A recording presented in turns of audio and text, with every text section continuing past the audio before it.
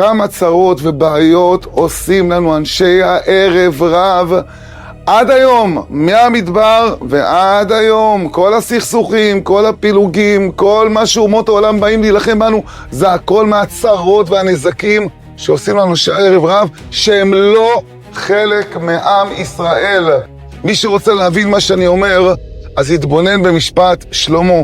כאשר באו שתי נשים אצל שלמה המלך, וכל אחת טענה שיש פה תינוק שהוא שלה, אמר שלמה, גזור, לחתוך אותו לשניים.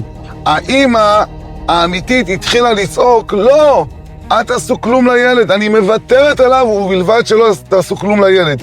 אבל אותה אישה שהיא לא הייתה קשורה לילד בכלל, אז היא אמרה, כן, תחתכו אותו. למה?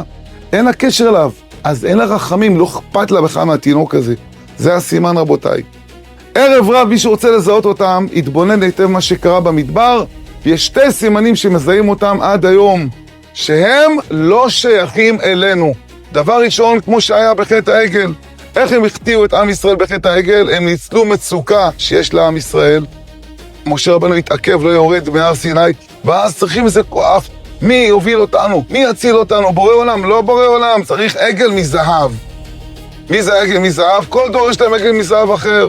כלכלה, מערכת משפט משלנו, אפילו שהיא בכלל לא קשורה לתורה בכלל, או צבא חזק.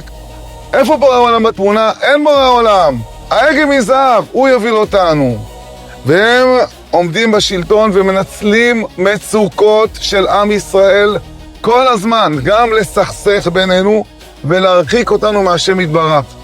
זה דבר ראשון. והדבר שני, אכזריות. מי שאכזר על ישראל, שהעם ישראל נמצא בצרה וצוקה, יש מלחמה, טילים, חיילים שלנו יהודים בסכנה, ויש אנשים, נשים ותברצים יוצאים במקלטים.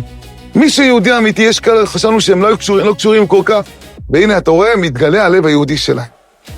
אחדות. עכשיו זה לא זמן לפילוג, צריכים כולנו ביחד.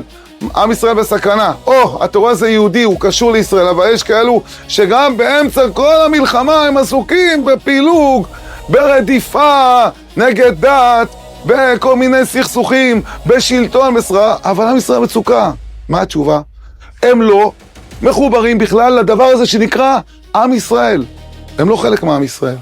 זה סימן חזק, שזה בן שלך, או שזה אח שלך, בזמן שיש זמן של סכנה, אנחנו עכשיו שמים הכל בצד ומתאחדים. הקדוש ברוך הוא יעקור את כל אנשי הערב רב האלו מתוכנו, על ידי שנרבה באחדות, נרבה הרבה באמונה, ובעזרת השם על ידי זה נתבשר בשורות טובות, ישועות עצומות. כל אומות העולם יראו מאיתנו, יפחדו ויכבדו אותנו על ידי האחדות שבינינו והאמונה שאנחנו נהיה אור לכל העמים.